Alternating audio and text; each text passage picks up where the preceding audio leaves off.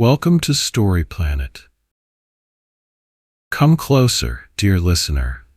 Whether the moon is rising or the sun is stretching across your window, you're in just the right place. This is a story about a man who carried more than mail. He carried hope, memory, and quiet love to the heart of a mountain village. It's called Post Office in the Mountains. So go ahead, pour a cup of something comforting or find a warm blanket. Whether you're simply taking a moment to pause in the hush of your day or curling up before bed, this story is ready for you. There are roads that run fast and wide, but this path, it walks slow and carries the weight of hearts. Every Thursday morning, as the village below still sleeps in its warm quilts and quiet dreams, a man named Amos begins his journey. Amos is the postman of the mountains, not the kind who drives a truck or sorts mail by machines. No, Amos carries letters the old way, by foot through woods, across rivers, and over hills. His hair is white like the morning frost. His beard is neat and soft, and his eyes are the color of well-worn parchment. Full of stories, full of patience. He wears a thick brown coat, patched at the elbows, and carries a leather satchel over his shoulder. That satchel? It's as old as the trail itself, but it holds something precious. Letters. Some with crisp edges, sealed tightly. Some yellowed by time. Some with ribbons, some smelling faintly of lavender ink or cinnamon. Each letter has a name and a meaning. As the sun gently rises over the pine trees, Amos locks the small wooden door of the post office behind him. The building stands quietly at the edge of the forest, not much larger than a shed, but to the people of Maple Ridge it means the world. He takes a deep breath. The air is cool, scented with moss and pine. Birds begin their soft morning songs, and so he begins to walk. The trail is narrow. It winds like ribbon through the trees.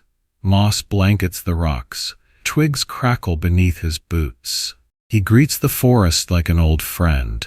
"Good morning, Mr. Fern," he says to a curled-up frond. "Still watching, are you?" He nods to the great owl perched in the hollow of a tree.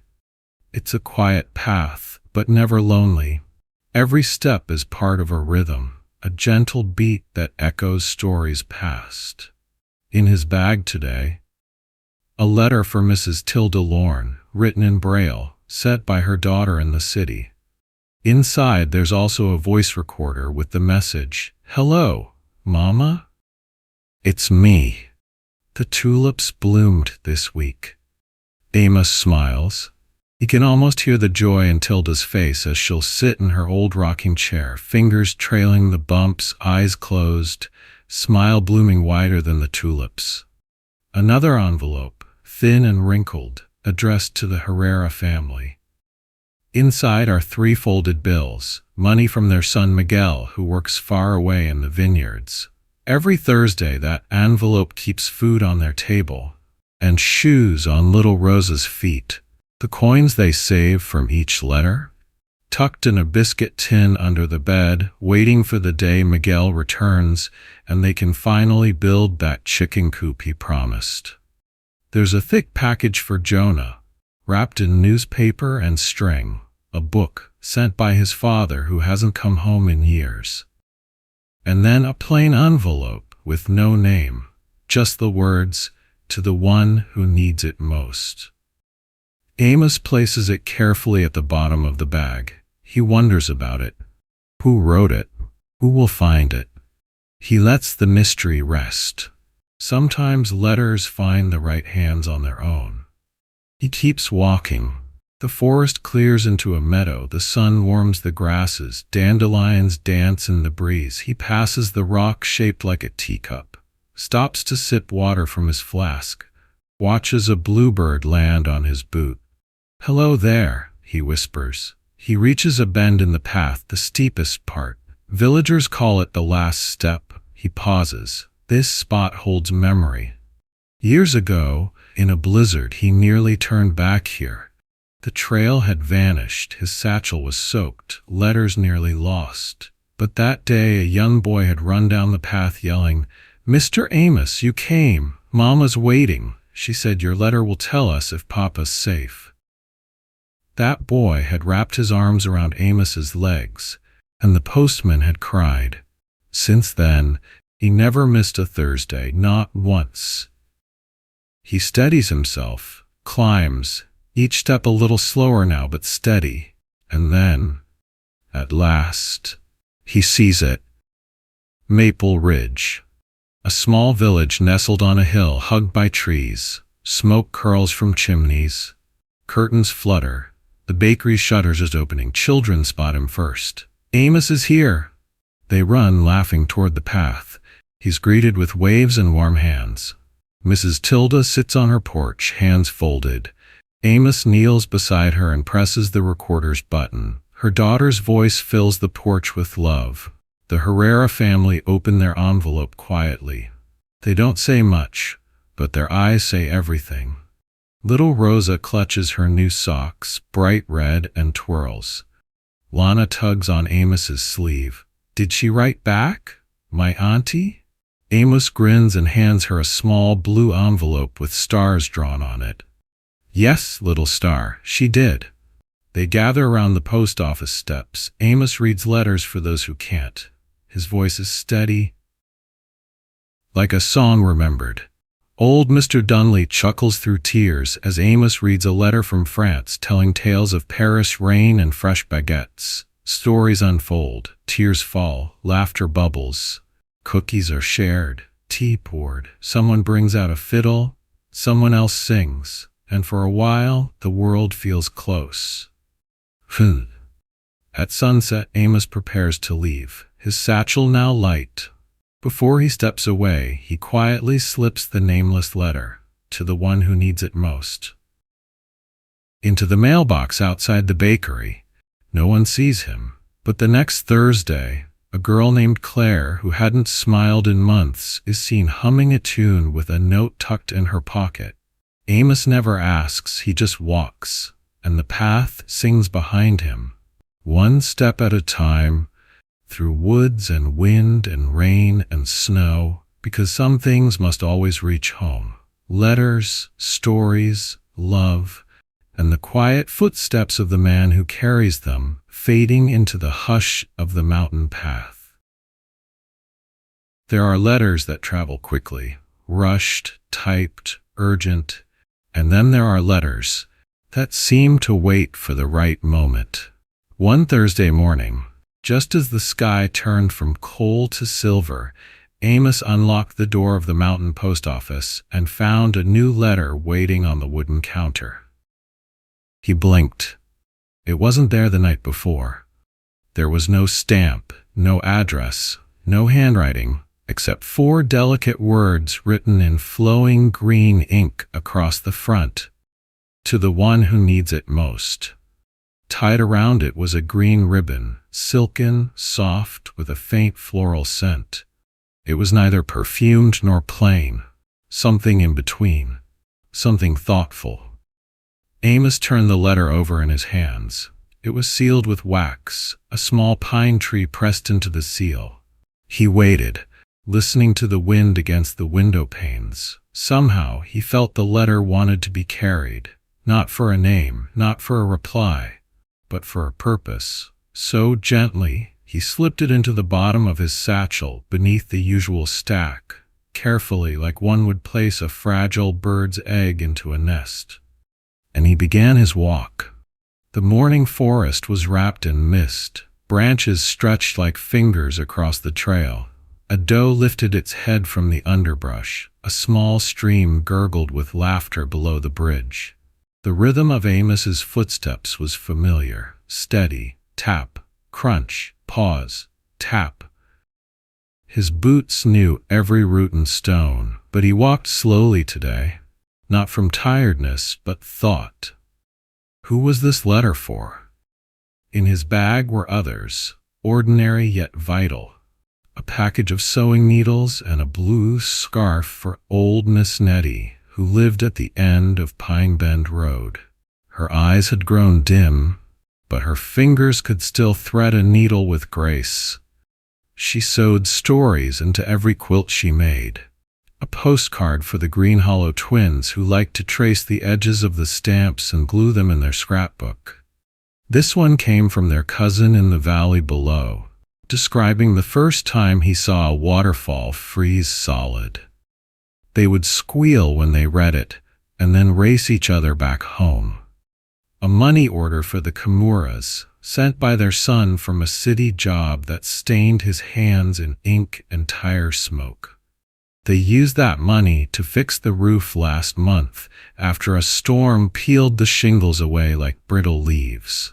His mother always sent back a small reply, always folded with care, always smelling faintly of mint tea.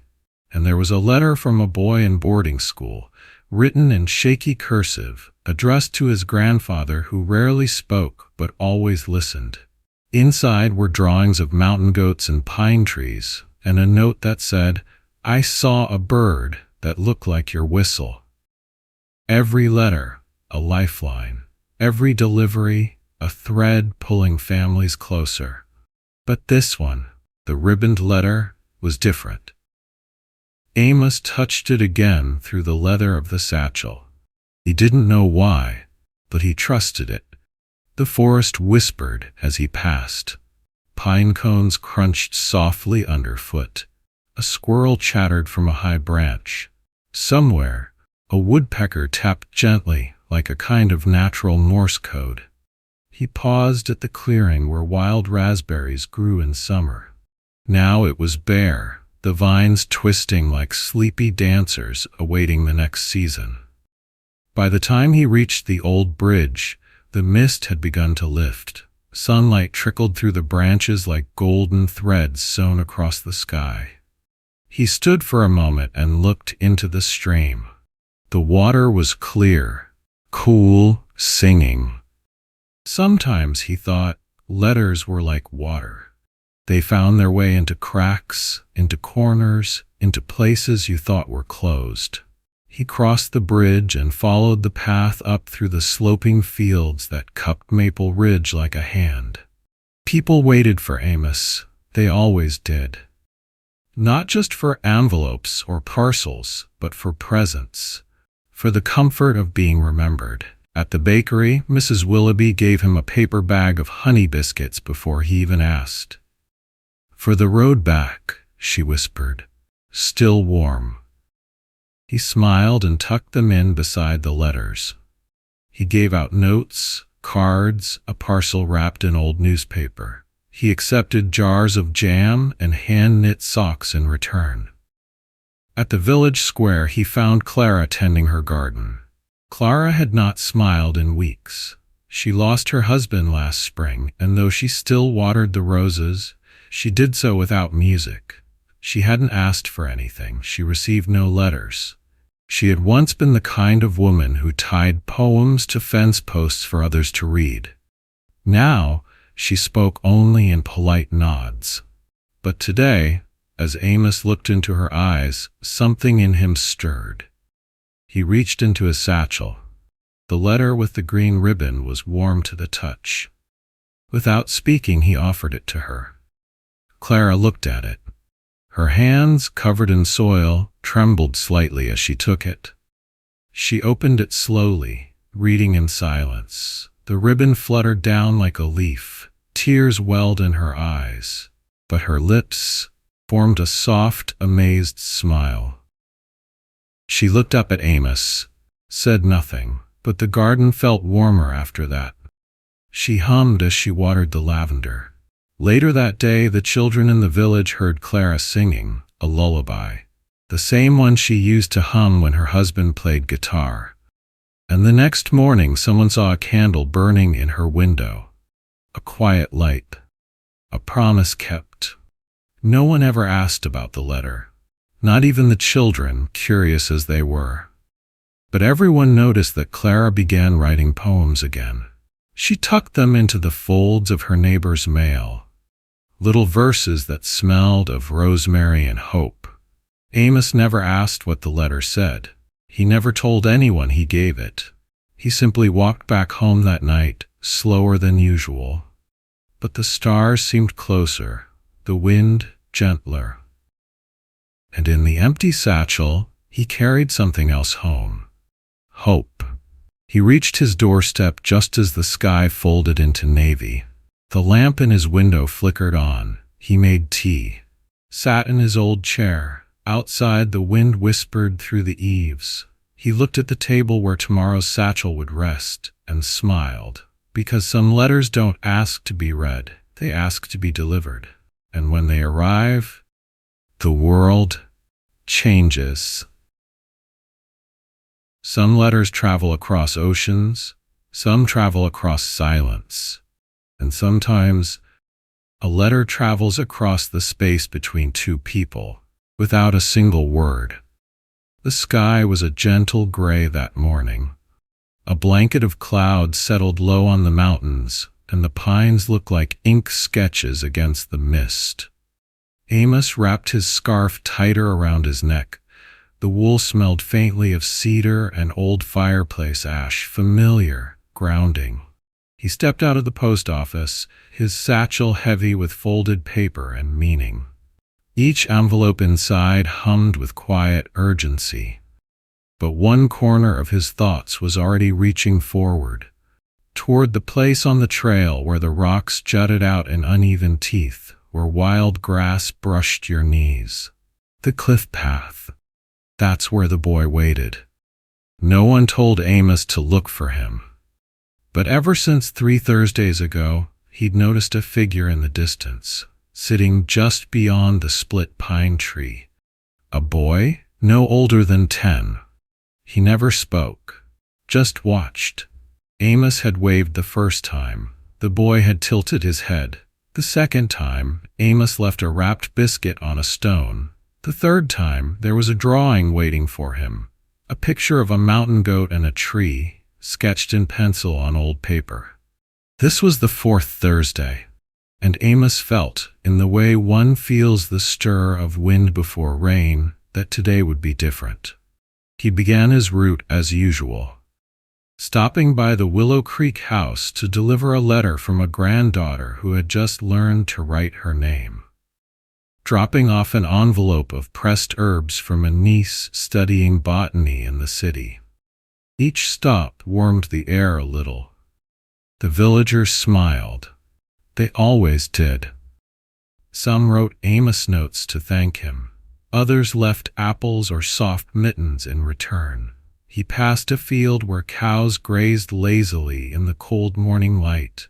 He paused to scratch the nose of the friendliest one, Marigold, a gentle old cow with a white patch over one eye. She snorted softly as if to say, "Onward." Amos chuckled, adjusted his satchel, and moved on. The mail he carried today wasn't urgent in the world's eyes, but it was in the eyes of those who waited. A birthday card for a boy turning 6, a recipe from a cousin in the valley, a sketch of a new roof plan for a neighbor planning repairs. But in his heart, the real weight was the boy. He reached the cliff path just after noon. There he was, perched on the edge like a crow, quiet, alert. He wore a woolen hat pulled low over his ears and a jacket too big for his frame. In his lap, a notebook. As Amos approached, he saw that the boy was sketching again. This time, a picture of a bridge, arched and delicate. Amos didn't speak, just sat down on a large flat rock nearby and waited. The wind here always carried more sound, more space. You could hear your thoughts echo. After a while, the boy tore out the drawing, folded it twice, and handed it to Amos. "Is this for someone?" Amos asked. The boy shrugged. "I dunno. Maybe." His voice was small. It sounded like it hadn't been used much lately. "What's your name?" "Jonah." Amos nodded. "That's a good name. Mine's Amos. Jonah didn't say much more, but he pulled another piece of paper from his notebook, and for the next few minutes they sat there, Amos watching the birds overhead, Jonah drawing in silence. Jonah's fingers were stained with graphite, and he bit his bottom lip in concentration. When he finished, he showed Amos another sketch, this one of a mountain with a tiny house tucked near the base. Amos admired it with genuine wonder. "You draw what matters," he said quietly. Jonah shrugged again, but this time he smiled. When Jonah stood up to leave, he looked back and said, "If I gave someone a letter, would they have to write back?" "Not always," Amos replied. "Sometimes the writing is the reply." The boy nodded and disappeared down the path. The next Thursday there was no drawing on the rock, but in Amos's satchel, beside the usual letters and parcels, was something new, a thick envelope with no stamp, tucked between pages of the delivery ledger. The return address simply said, Jonah. It was sealed with a sticker shaped like a compass. Inside, Amos found a folded letter, written in neat, careful printing. It said, "To my dad. I don't know what to say. I just miss when you made pancakes and we looked at the stars. I hope you're okay. From Jonah." Amos folded the letter gently, as if it were made of wings. He didn't ask how it got into the satchel. Some things find their way when they're ready. He mailed it that afternoon. He watched the letter disappear into the sorting bin, surrounded by others, but somehow shining a little brighter. That night, Amos lit his oil lamp earlier than usual. He thought of Jonah, alone with his drawings, and the courage it took to write something so small and so vast. He wrote nothing in return, but he did whisper into the quiet, let it reach him, let it bring something back. The Thursday after, Jonah was back on the cliff path. This time he waved first, and in his hand a postcard from his father. It was brief, messy handwriting, smudged at the corner, but it said, "Thinking of you too, kiddo. Made pancakes today. They were awful. Miss you." Jonah smiled, and Amos smiled with him, because that's what letters do. They mend bridges made of silence. They find the space where a voice was lost and whisper it back again. Jonah pulled a folded page from his notebook and offered it without a word. It was a sketch of two stars, drawn close together in the night sky. Amos looked at it and nodded, understanding more than the drawing said. The two sat for a while longer that day. No need for more words. And on that cliff path, where the wind blew strong and the trees bent low, two people had found something again. Connection, without noise, without demand, just a paper bridge, and the promise that someone somewhere was still listening. There comes a time when even the most faithful pair of boots needs to rest. It was early December in the mountains.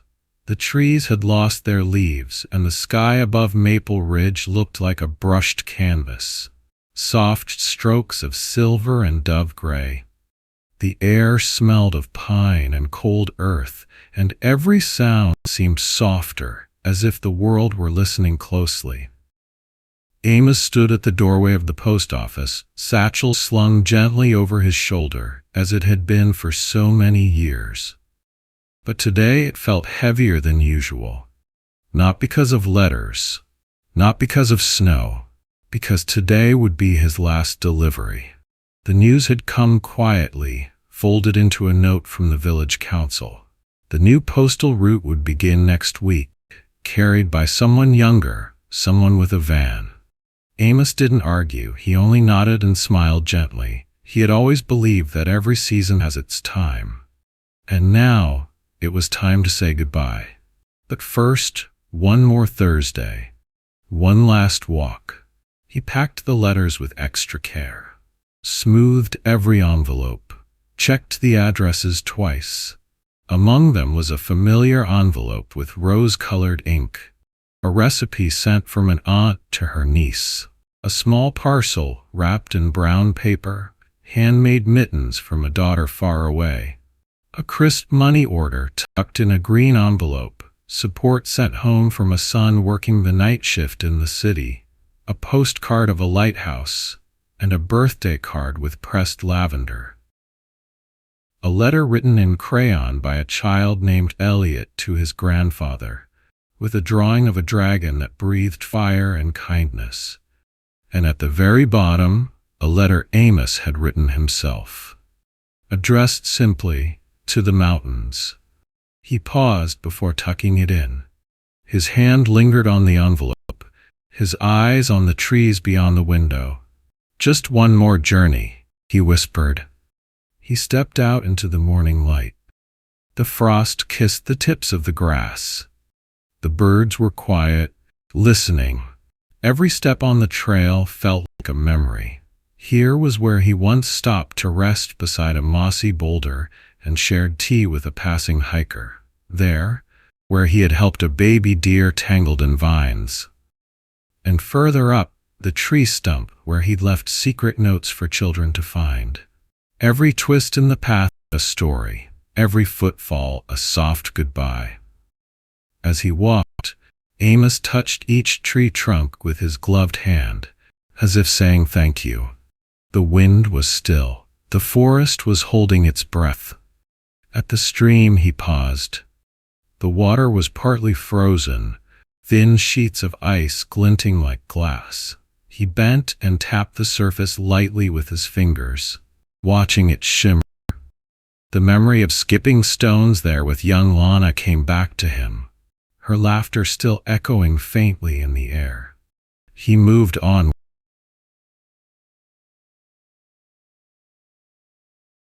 Lifted slowly from the sky.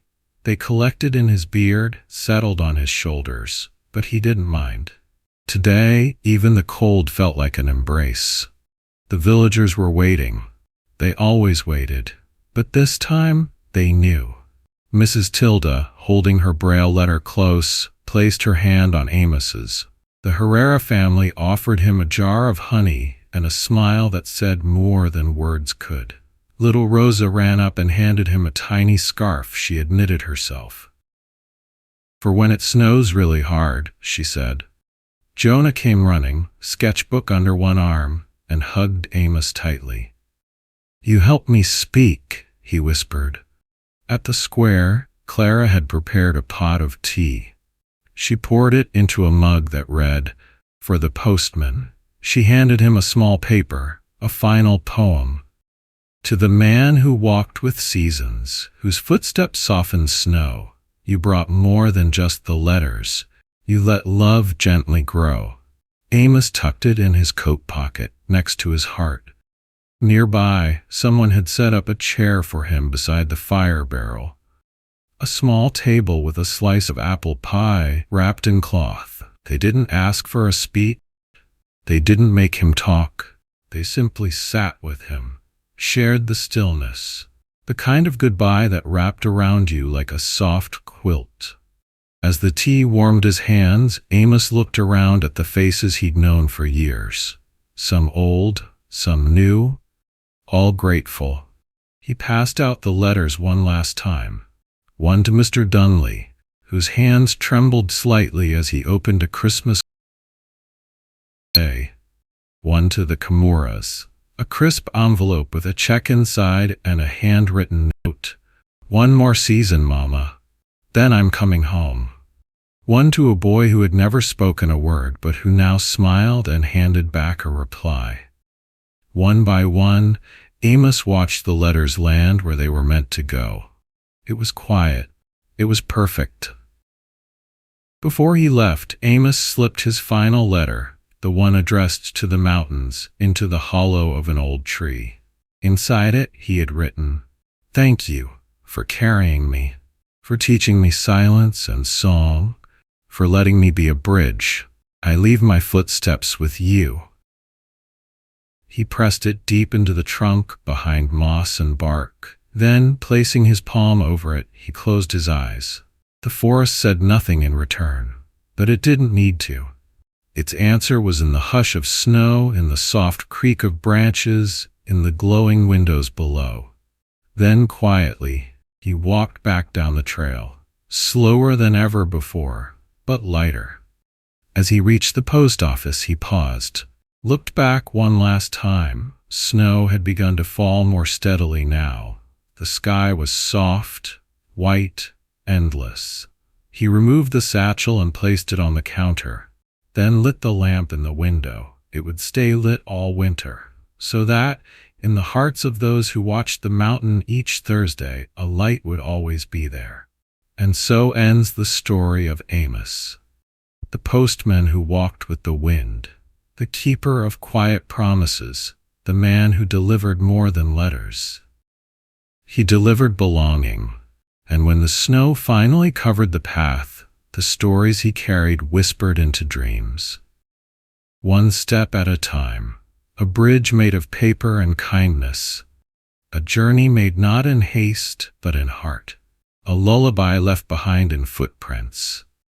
As the snowfall thickened, the lamp in the window glowed like a star held just above the earth, flickering, gentle, everlasting. And slowly the little post office on the hill disappeared into the white, like a dream folding into sleep. Thank you for listening. If the story touched your heart, tap the thumbs up button. Share it with someone special if it feels worth passing on. Explore our playlist for over 100 calming stories and novels, crafted to soothe, inspire, and gently unwind your day. And if you haven't yet, subscribe for more heartwarming journeys coming your way soon. From all of us at Story Planet, good night, sweet dreams, and may tomorrow greet you with calm, clarity, and quiet joy. Thank you.